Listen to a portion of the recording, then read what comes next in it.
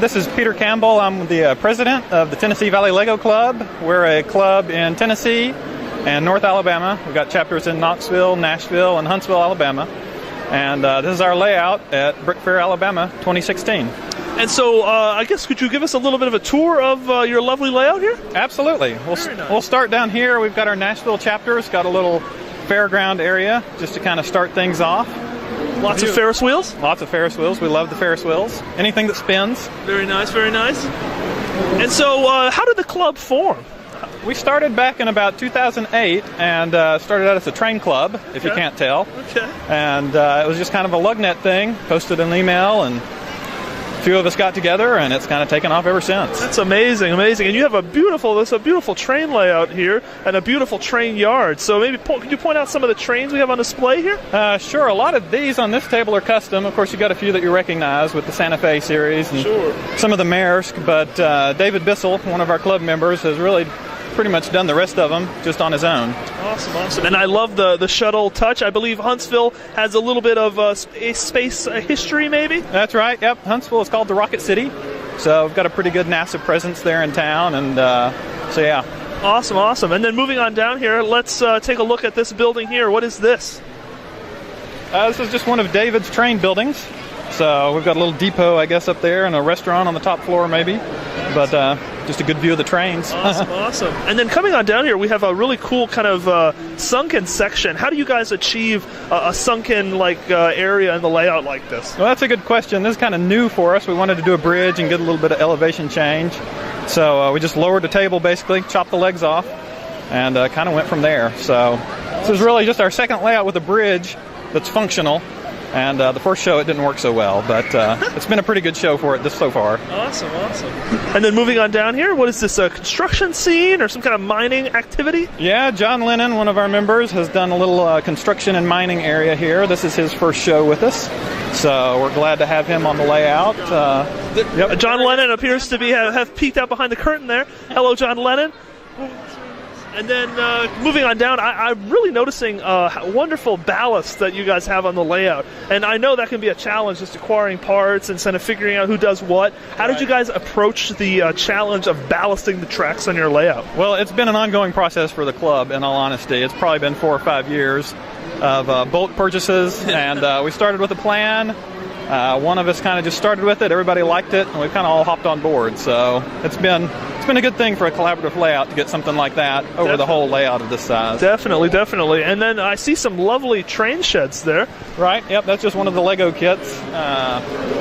Got the train shed there for working on some of the engines there, just to give a little detail to the big train yard here. Certainly, certainly. And then moving on down here, what other trains are we looking at? I see a Norfolk Southern train, little model poking out there. Yeah, we got the Norfolk Southern, that's one of mine. Did both of those engines, and then all the coal cars. Those coal cars are things you see typically in North Alabama. Definitely. Just modeled those after a picture. I think we get coal from the Wyoming area, and they bring it to a power plant here in Alabama. So it was one of my mocks, actually. Awesome, awesome. Yeah, thank you. And then coming on down here, what else do we have to look at? This plane appears to be floating in midair. Yeah, we've got some aviation going on here. Got to get people to and fro, so got a couple of those. Kids seem to enjoy seeing the airplanes flying around. And are you suspending it using, I guess it's like a kind of industrial scaffolding? That's what it almost looks like? Yeah, well, planes are heavier than they look, so you got to beef it up. That's awesome, awesome. And then coming on down here, it looks like we have the beginnings of a little bit of a street scene. Yep, we've got the backside of some of our Huntsville buildings, so this area is kind of modeled off of downtown Huntsville, Alabama.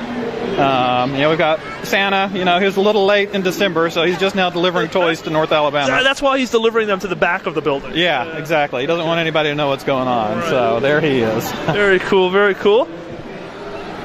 And then this is a beautiful building, and it appears to be one of your own, Peter? It is, yep. So this is the courthouse in downtown Huntsville. We've got a side of the square next to it. Harrison Brothers there is a old hardware store. I think it's the oldest continuously operating hardware store in the state.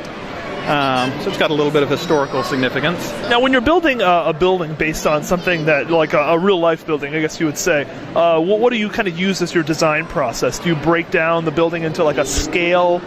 Yeah, I typically break it down into roughly a minifig scale because I like to have minifigs in the scene. But aside from that, you're kind of looking for that one key part that defines a piece of the building that you can actually get in from Lego. Sure. And then you kind of build around that. So on the courthouse, for instance, it was the door rails for the vertical ribbing on the building, and each building kind of has its own, place that you start, at least for me. And then as far as scale goes, what would you say, one stud to 1 foot? Roughly, yeah. First floor, I typically go about 5 or 6 bricks per floor.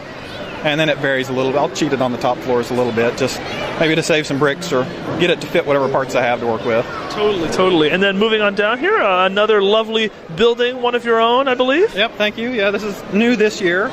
I've been doing about one a year, and this is the new one for this year, the First National Bank.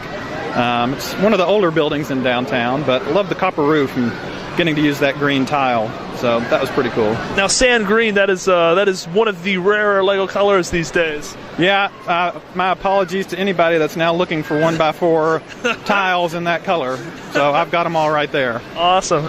And then I see another really nice, sunken section. What is this based off of a real life sort of riverwalk type of area? Yeah, they've got what they call Big Spring Park in downtown. It was the original water source for the city. And there's still a spring that flows there, and it's just smack in the middle of downtown, so that's what that is. Awesome. And then I believe we have a Huntsville Municipal Building, and that's just me shamelessly reading off the mock card. But once again, a lovely building, Peter. Oh, thank you. Yep, so that's the mayor's office. It's kind of got some unique architecture with the marbling downtown. But anyway, there was a lot of snot work that went into that to kind of get the look of the marble panels just Looks right. Like streamlined modern style almost. Yeah, it was kind of the 1960s, Yeah. Space race was big. That's when Huntsville was really growing, and so yeah, you kind of had a lot of that architecture. Very cool. And then coming on down here, we have some more train tracks, and then another region center built by some guy named Peter. Yep, that's me again. Okay. So this is one of my first Huntsville buildings, but it's the biggest building in downtown Huntsville. So last year I added the lights up to the top, which are kind of an iconic feature for the Regions building now. But and it looks like a more recent kind of 1990s style. 1990s, yep, you got it. Very nice. Absolutely. Nice. And then it looks like we have something more for comic relief here. What do we have here, Peter? Yep, so this was Jennifer Garland's section and Lee Pitts. So they did this, part of the Myths and Legends theme for this year's BrickFair. Very nice. Yep, so Lee came up with all the cute little buffaloes there. And They're adorable. Yeah. They are, and they've kind of stampeded into the town, so, they get away from you. That's awesome. I love the use of those eye elements. Of course, easily available on Pick-a-Brick now. Yeah, absolutely. Awesome. And take a quick look here down the Old West town. Here's the saloon. Yep, so we got Woody there enjoying a bath in the water tower. But, this area was Jennifer Garland's section, so she always does a great job applying whatever bricks she has to the theme of the year. Beautiful. And then it looks like we have a little bit of a winter kind of retreat area. Yep, we've got a campground. Brian and Melissa Schuster did this area. So, we've got Emmett learning to skate, and we've got one of the Where's Waldo characters, which has been really popular look and find for this year's BrickFair. That's awesome. Up a Creek Camp. Up a Creek Camp, that's right. Very nice. And this is probably one of the more absurd structures I've really ever seen. How many monorail stacks of monorail tracks do we have? Well, all I know is this is just a fraction of Charles Nauman's monorail collection. So it's kind of been a staple at every one of our shows, and it grows or shrinks depending on his whims. But he's definitely the monorail guru of the club. And is it an infinite loop? It looks like it might be. Pretty much. I've not stood here long enough to find out, but it might take a while. That is dizzying, I guess would be the right word. Yep, absolutely. And then coming along here, another interesting sunken area. What do we have here? It looks like there's something right down there. Yep, so this is one of our teen builders, Caleb Ellett. It's his section. He did these 2 tables for BrickFair. Had to lower his tables, kind of something a lot of people have tried in the club this year. But anyway, he always does really good work. So he's got kind of a mech section there, and so he always does a good job with his stuff. Very nice. And then what is this big green area? What's the story there? That's a good question. Yeah. I'm not entirely sure. I want to say like a mech battle pit or something? Yeah, well, and this opens up into there, so there may be something going on to that effect. Okay. Very nice. Very, very nice. And scooting along down here, another lovely little town scene. Yeah, we kind of get back to the town, so Bill Boatner kind of starts us back off into town land here with his Coca-Cola truck and just some other stuff happening there in town. And it looks like we have some audio-visual equipment here. Yeah, we've typically got a train cam running. He's running around right now, but I think our GoPro battery's getting a little low. That's what happens when you run it. Yep, that's right. Awesome. Yep. And it looks like another GoPro mounted up here, so you are a technologically savvy club. We try to be, except when we run out of batteries. Oh, and then coming on down here, another sort of lovely town section. Yep, so this is Chris Bolton's section. He's a past president of the club, but loves to tinker with the trains and towns as well.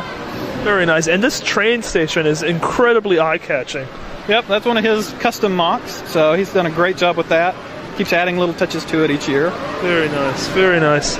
And then coming on down here, what is this, a KFC? Yep, so this is Jenny and John Joy. Jenny is our Nashville leader for the club, and so they've got some help from some of their members here to kind of finish out the layout for us. Very nice. Well, Chris and everyone else that contributed to this layout, it really does look like you have an amazing group of people just really devoted to doing a successful layout. And Peter, thank you so much for sharing with us. You're welcome. My pleasure.